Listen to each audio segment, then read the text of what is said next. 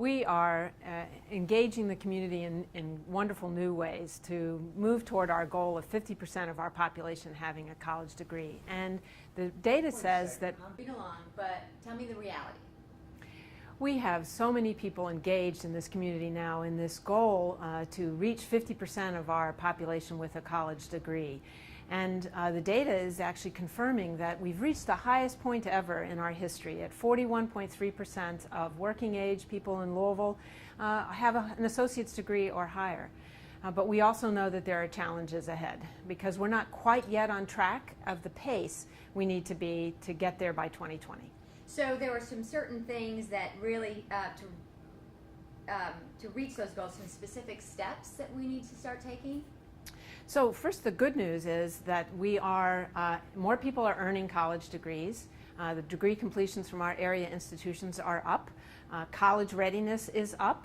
More adults are coming back and are engaged in, they're enrolled in college and they're completing at a faster degree than your traditional students. But we also know that there are some real challenges.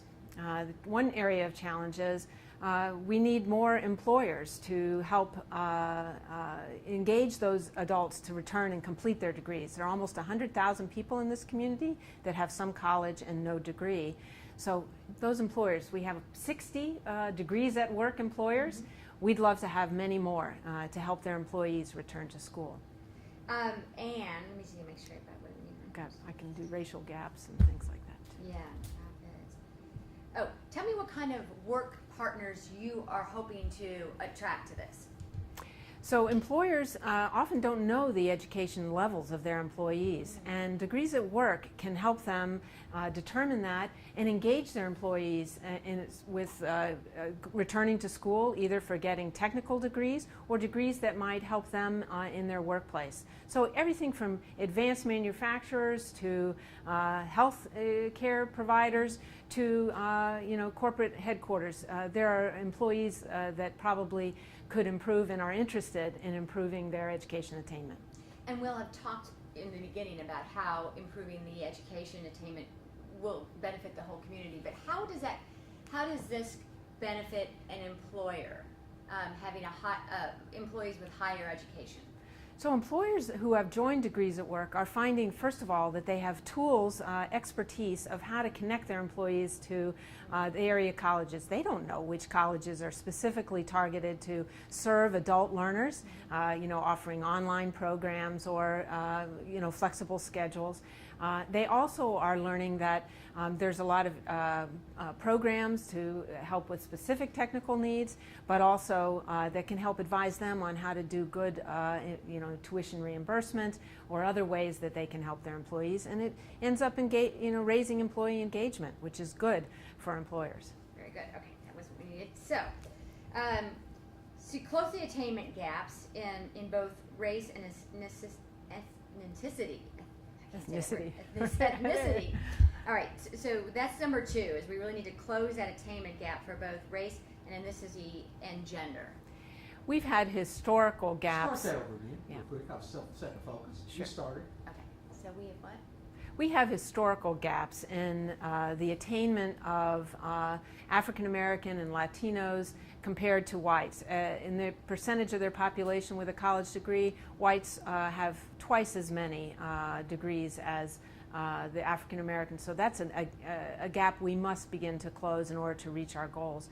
Also, women are outpacing men by a 3-to-2 margin in earning degrees. So, we've got to pay attention to, are there barriers that men in particular are facing in order to improve their education attainment as well.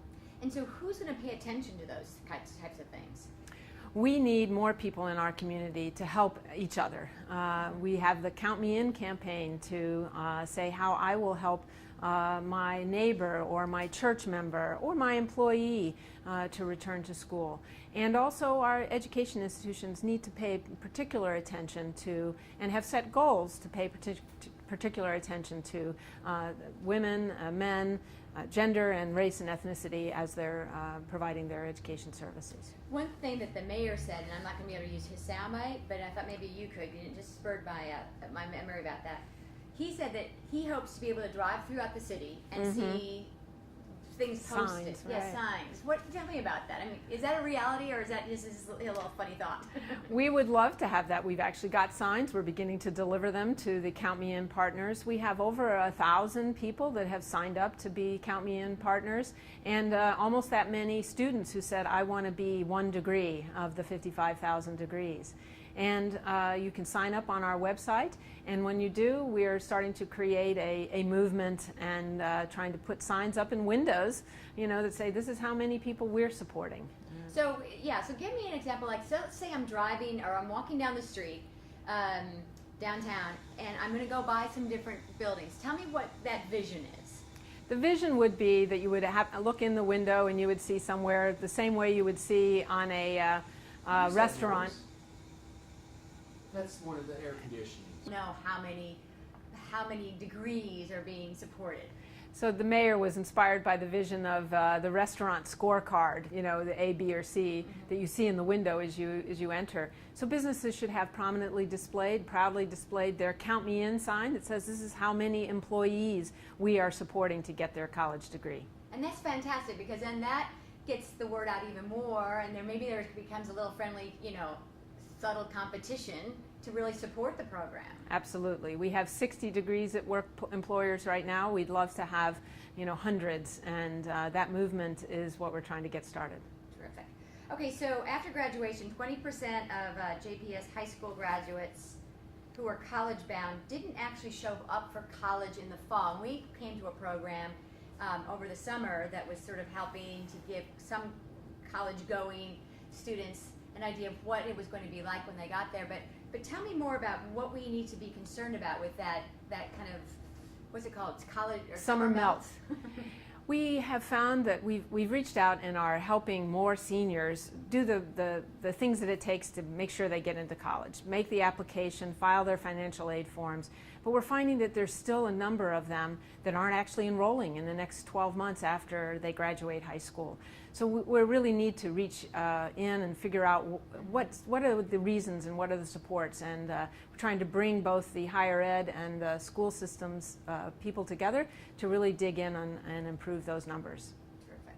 Okay, and then we'd like to create and improve connections and communication between local colleges, graduates, and employers. So tell me more about that. We hear from employers that they can't find people with the right skills, and we also hear from graduates that they can't find jobs. So bottom line is we're not making the right connections between employers and the education world, so we need to improve those so that people are getting the degrees that have value in this marketplace and that employers know where to find skilled employees.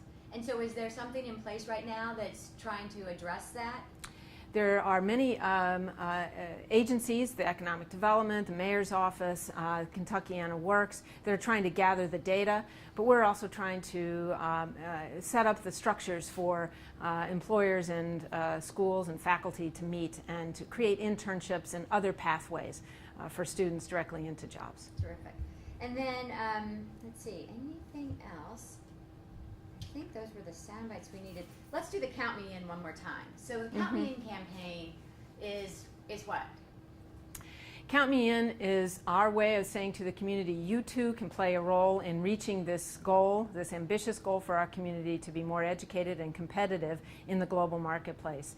And you go on our website and you can say how I will help my neighbor, my friend, my employee, my son, my daughter to get a college degree, or that I will get a degree myself, or if you're an organization, the kinds of ways that you can support tutoring, financial aid, creating scholarships, all the ways that could help more people go back to school, persist, and complete their college degree. And just in case we don't have this, a good clean soundbite about this, which I think we do. I think when I interviewed the mayor, we did, but I just want to get it from you too. Why is higher educational attainment important for Louisville, Kentucky as we move forward? We need to have a greater education attainment rate in our community to be able to just compete on the global marketplace, the global economy, for the jobs and the business of the future, of the 21st century, knowledge economy, technical. People need to have more than a high school degree in this new economy. But it's also, education is the ticket to the individual opportunity. So far too many people have not had that opportunity, and this is about ensuring that they have a greater life ahead. As I've been sort of researching all this, one of the things that I really was curious about was what happened to Louisville? How did we end up in the situation where so few people saw the importance or had the ability to go on to higher education? Louisville has long been a strong manufacturing community where you could get, with your high school diploma, a very good middle wage job that provided for you and your family and led to a good solid middle class life in this community. And those education jobs, those manufacturing jobs have left. Some of them are coming back. Yeah. So that's fine. Yeah. No. All right. So how did Louisville end up in this situation? We've long had a history of a very strong manufacturing community where people with a high school diploma could have a solid middle class life where they could take care of their family and have a steady job to rely on. Many of those manufacturing jobs are gone. Those that are coming back, which there are, luckily, require a higher level of education. They're much more tech savvy, working in teams, being able to have some kind of post-secondary credential. So to be able to compete in this new economy, we need more educated people in Louisville. I think, this is my last question, but I feel like the community of Louisville is really blessed to have this kind of concentration put into education. Mm-hmm. I mean, I realize that the city wants to improve itself, but I don't know how many other cities would have said, you know what, let's help everybody out and let's all work together to do this. I mean, we're a model, aren't we, for...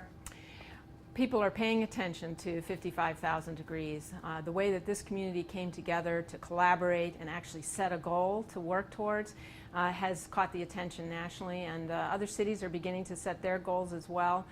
Certainly the President and the Secretary of Education have said we need to have many more people.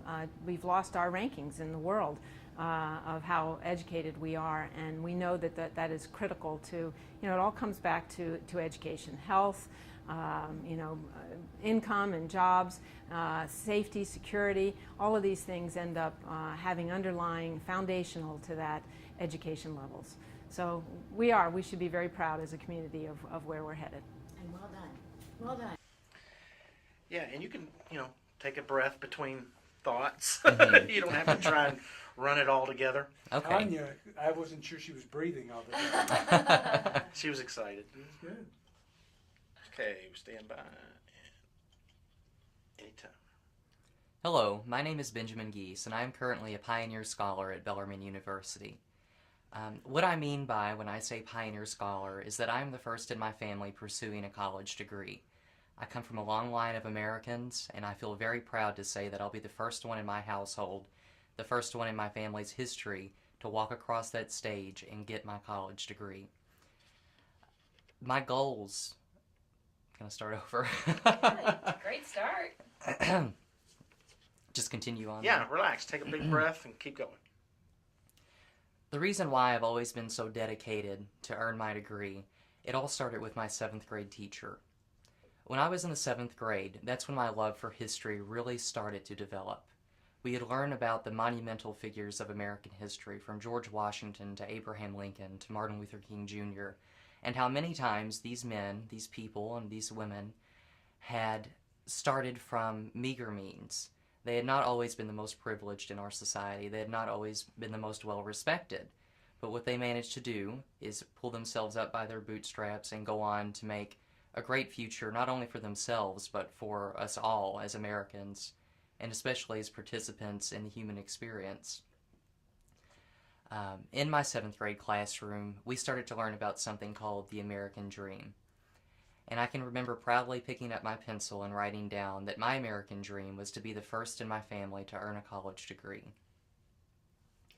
After this, I started to research colleges and universities, even from a young age, knowing that this is what I was supposed to do. It was not until I started attending Bellarmine that I noticed that I was put on this earth to become a teacher. I consider it a great honor to one day be teaching other students who are like me, who may not have a clear direction in life, who may not be aware of the opportunities that are afforded to them. And I think it's very special when people decide to do better for themselves, to take those challenges, and to really turn not only themselves but others into participants of a larger future and a larger world. What's your advice to others out there who are not sure they can do it? They come from that nobody in their family's gone to college. Mm-hmm. They don't have the financial support or